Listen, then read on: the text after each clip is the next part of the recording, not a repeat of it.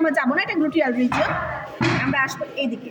আচ্ছা, এই যে এই মাসেলটা, সরি এটা চেঞ্জ, এই মাসেলটা যেটা, এই যে এই মাসেলটা কেটে দিয়েছে তো এখানে, এটা কিডনি ফ্রম দ্য ব্যাকের জন্যই কিন্তু দেখো মরিস প্যারাগ্রাম করে কেটে ফেলেছে।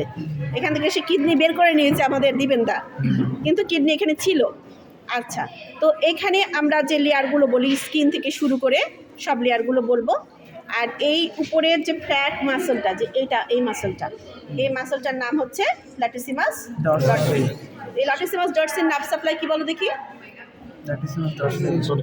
ব্র্যাকিয়াল প্লেক্সাস কেবল পড়েছে না, নার্ভ অফ ল্যাটিসিমাস ডরসি তো চোরামু কথা। থোরাকোডর্সাল নার্ভ, থোরাক্সের ডরসালি এটা মেইন মাসেল, এটার নাম কি? থোরাকোডর্সাল নার্ভ। তাহলে এই মাসেলটা আমরা দেখতে পাই, এটা হচ্ছে ল্যাটিসিমাস ডরসি। এই পুরো মাসেলটাই কিন্তু ল্যাটিসিমাস ডরসি, একদম ফ্ল্যাট। আচ্ছা, তারপরে আমরা হচ্ছে যেগুলো মানে মাসেলের লেয়ারের কথা বলবো সেগুলো হচ্ছে এর পরে বলবো, যে এর নিচে থাকবে। কিন্তু আমরা এখানে দেখতে পাই শুধু এটাই, এটা ছাড়া তোমরা কিছু জিজ্ঞেস করবে না। আর এটা হচ্ছে ট্রাপিজিয়াস। তোমরা এর আগে দেখেছো? আচ্ছা, ট্রাপিজিয়াসের নার্ভ সাপ্লাই কি?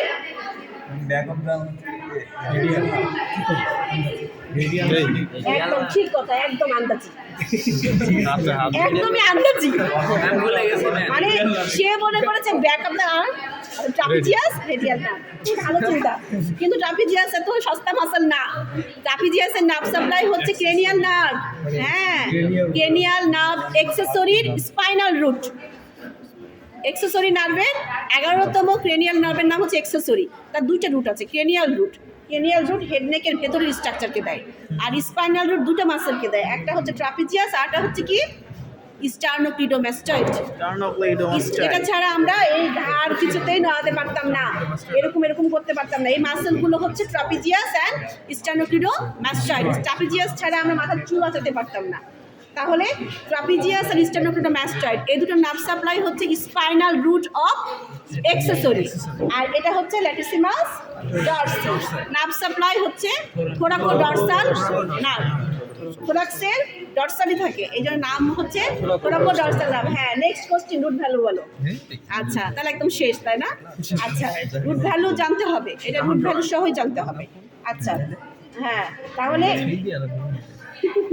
এই থোরাকোডর্সাল নার্ভ কোন কর থেকে এসেছে? পোস্টেরিয়র কর থেকে এসেছে না? হ্যাঁ, তাহলে রুট ভ্যালু কি হবে? 7 না, 5 6 7 সব না, 6 7 5 6 7 5 6 এ মেইন, কখনো 7।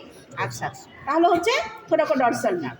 তাহলে এটা কি ট্রাপিজিয়াস আর হচ্ছে এইটা দেখলাম, আর বাদ বাকিটা আমরা এই যে দেখো, একটা কি বলেছিলাম যে একটা ট্রান্সভার্স ইনসিশন দিব অ্যালং দ্য এলিভেন স্পাইন, আরটা দিব নাম্বার 3 স্পাইন।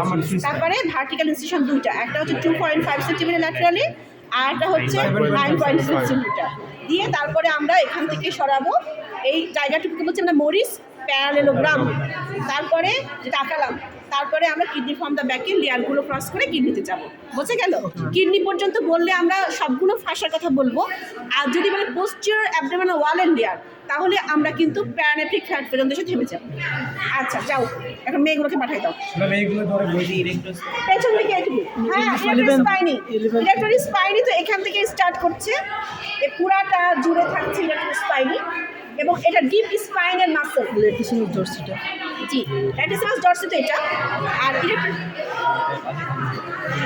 হ্যাঁ, এটা হচ্ছে থাকবে সোয়াস মেজর থাকবে ভেতর দিকে একদম স্পাইনের ল্যাটারাল দিকে, আর একটু স্পাইনেও থাকতে পারে কিছু ফাইবার। তারপরে হচ্ছে সিরাটাস পোস্টেরিয়র থাকে, কিন্তু কনফিউশন আমরা এই মাসল জিজ্ঞেস করি। বুঝে গেল? তো এই ডিপের যে মাসলটা, এটা হচ্ছে ইরেক্টর স্পাইনি, এবং ইরেক্টর স্পাইনের নার্ভ সাপ্লাই আমরা কি বলেছি? Dorsal rami, segmental innervation by dorsal rami. প্রত্যেকটা সেগমেন্টে ডরসাল রামাই বের হয়ে প্রত্যেকটা সেগমেন্টে ইনারভেশন দেয় ইরেক্টর স্পাইনিকে। যাও।